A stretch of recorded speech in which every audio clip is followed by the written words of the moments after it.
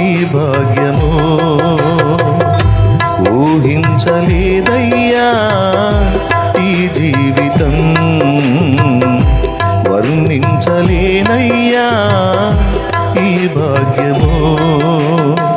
తులువనైన నాకు ఇంత విలువ కలిగేనని తూలిరాలిపోయే బ్రతుకు వింత మలుపు తిరిగేనని తులువనైన నాకు ఇంత విలువ కలిగేనని